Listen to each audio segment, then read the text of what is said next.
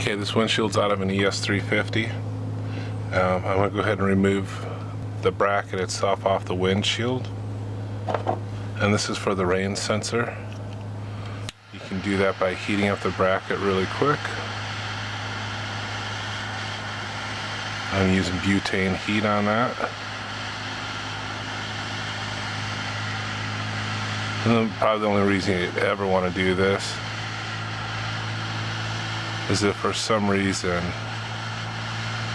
you bend one of these tabs.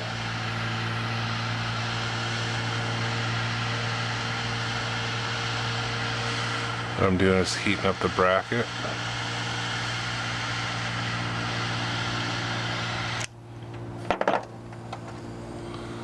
Gotta run a blade behind it.